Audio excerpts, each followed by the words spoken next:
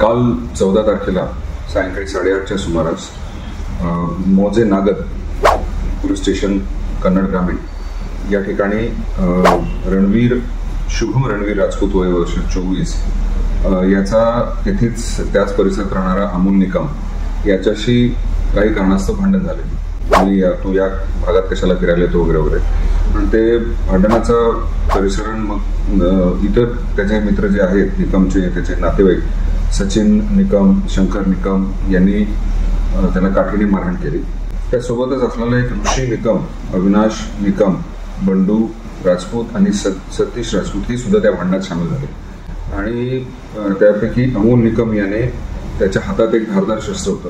त्या धारदार शस्त्राने शुभम राजपूत यास तलवारीने वार केला आणि त्याच्या मानेवर वार केला. तो सिरियस जखमी झाला होता आणि हॉस्पिटलमध्ये त्याला मृत घोषित करण्यात आला.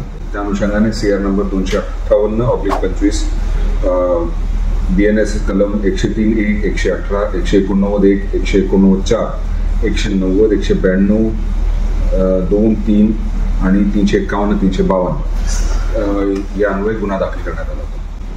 या खुनाचे परिसरामध्ये बातमी पसरल्याने त्याबद्दल हळहळ व्यक्त करण्यात येत होती आणि त्यामुळे त्याचेच सिरियसनेस लक्षात घेता LCBला पाचारण करण्यात आले आणि LCBची टीम तात्काळ पूर्ण पंचक्रोशीत रवाना झाली. विशेष करून नागद, इडका आणि लगतच्या परिसरामध्ये आम्ही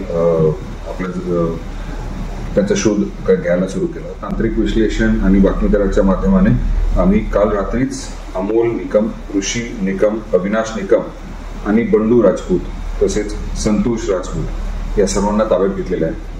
आतापर्यंत 7 पैकी 4 आरोपी जे आहेत ते ताब्यात आहेत. इतर 3 आरोपींचा सुद्धा शोध घेण्यात आलाय, परंतु ते सुद्धा लवकरच.